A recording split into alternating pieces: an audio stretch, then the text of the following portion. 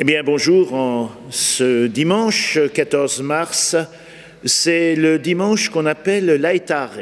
Vous parlez tous latin, bien sûr, mais c'est un dimanche dans lequel on relâche un peu l'effort de carême. C'est la mi-temps, donc voilà.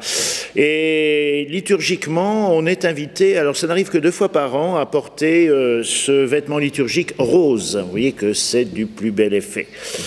Voilà, donc j'ai intitulé notre méditation d'aujourd'hui « Anti-venin ».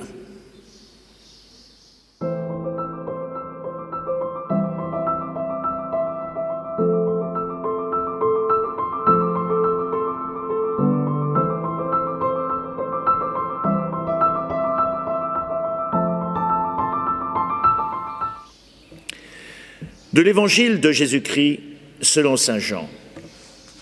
En ce temps-là, Jésus disait à Nicodème, « De même que le serpent de bronze fut élevé par Moïse dans le désert, aussi faut-il que le Fils de l'homme soit élevé, afin qu'en lui tout homme qui croit ait la vie éternelle. Car Dieu a tellement aimé le monde qu'il a donné son Fils unique, afin que quiconque croit en lui ne se perde pas, mais obtienne la vie éternelle.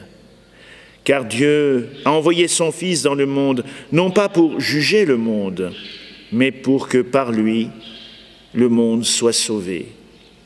Celui qui croit en lui échappe au jugement, celui qui ne croit pas est déjà jugé du fait qu'il n'a pas cru au nom du Fils unique de Dieu. Et le jugement, le voici. La lumière est venue dans le monde, et les hommes ont préféré les ténèbres à la lumière parce que leurs œuvres étaient mauvaises. Celui qui fait le mal déteste la lumière.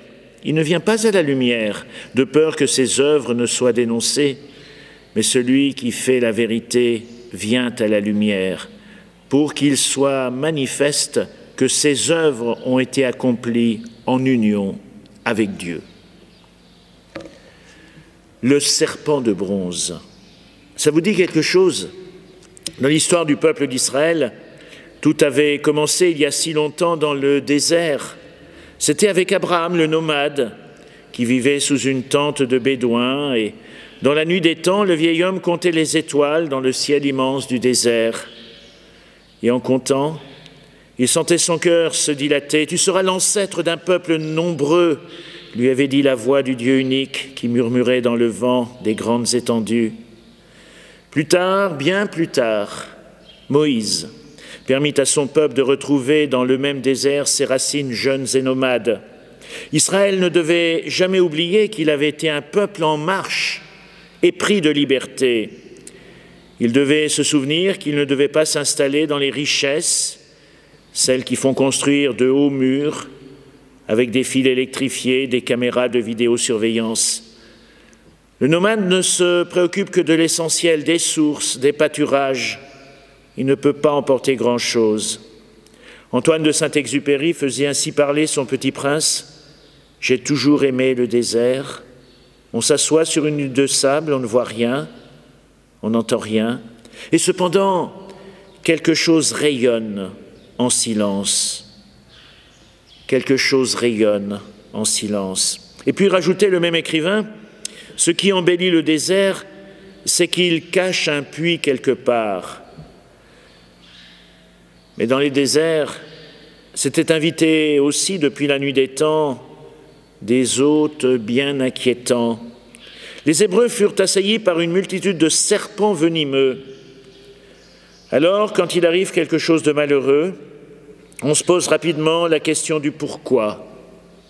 Aussi, le peuple dans le désert avait une fois de plus récriminé, murmuré, comme le dit le livre de l'Exode. Il se plaignait de Dieu aussi. Alors, pour Israël, les serpents, c'était forcément une punition. Ils se sont mis à supplier Moïse de prier Dieu pour eux. « Intercède auprès du Seigneur pour qu'il éloigne de nous les serpents. » Moïse a prié Dieu et ensuite il a reçu une bien étrange directive. « Fais faire un serpent brûlant, c'est-à-dire venimeux, fixe-le à un mât. Quiconque aura été mordu et le regardera, lèvera les yeux vers lui, aura la vie sauve. » Et le texte ajoute que cela a bien marché. Voilà, n'est-ce pas, l'ancêtre du caducée, bien pratique sur les pare-brises des membres du corps médical.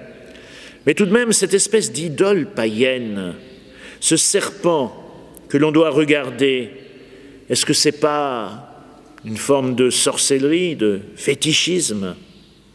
En fait, c'est juste le contraire qui va se passer. Moïse va transformer ce qui était jusqu'ici un acte magique en acte de foi. L'idée du serpent de bronze dressé sur un mât qui peut sauver, c'est en réalité une croyance égyptienne qui existait bien avant Moïse. On adorait depuis la nuit des temps un dieu guérisseur représenté par un serpent de bronze enroulé autour d'une perche, et on pensait que ça pouvait guérir des morsures venimeuses. Moïse n'a pas voulu brusquer son peuple, il n'est pas parti en guerre contre leurs coutumes. Il leur a dit « Faites bien comme vous avez l'habitude de faire, mais ne vous trompez pas de Dieu. Il n'existe qu'un seul Dieu, celui qui vous a libéré d'Égypte. Faites-vous un serpent, regardez-le, mais sachez que celui qui vous guérit, c'est le Seigneur, ce n'est pas le serpent. » Le cardinal Carlo Maria Martini, ancien archevêque de Milan, a été présenté en son temps comme l'un des successeurs possibles de Jean-Paul II comme pape. Son rayonnement fut immense. Dans une conférence, il a raconté l'histoire de 3 adolescents plutôt rebelles qui avaient décidé de se moquer d'un vieux prêtre qui confessait dans la cathédrale. Alors, sous prétexte d'aller à confesse, ils allèrent tour à tour lui raconter une litanie de choses les plus horribles et les plus vulgaires possibles. Le troisième était allé spécialement loin et il espérait mettre le prêtre en colère pour pouvoir raconter ça ensuite et bien en rire. Mais le prêtre qui s'était aperçu de cette mauvaise blague l'écoute et lui dit « Je vois. Alors, comme pénitence, tu vas aller sur le parvis de la cathédrale.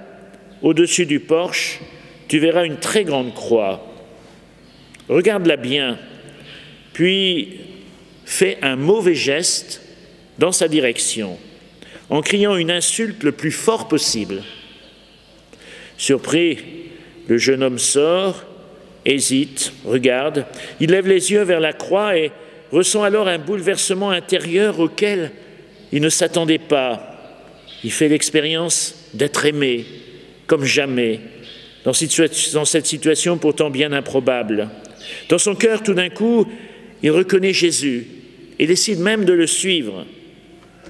Une histoire trop jolie, le cardinal Martini rajoutait « Vous demandez peut-être comment je sais que cette histoire est vraie.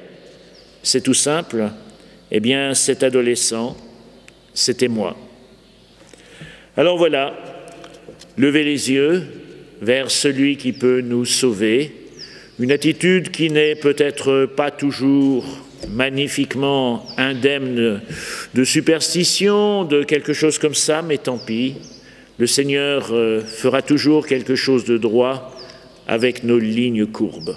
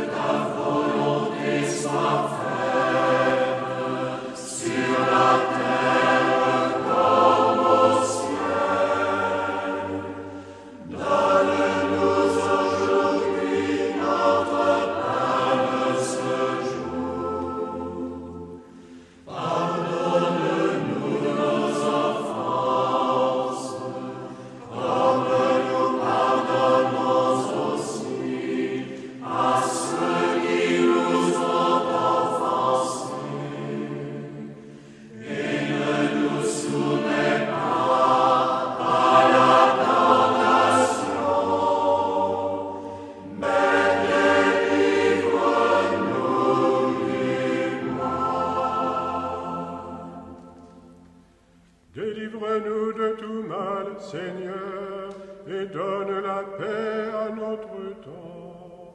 Par ta miséricorde, libère-nous du péché, Rassure-nous devant les épreuves, en cette vie où nous espérons le bonheur que tu promets et l'avènement de Jésus-Christ, notre Sauveur. Amen.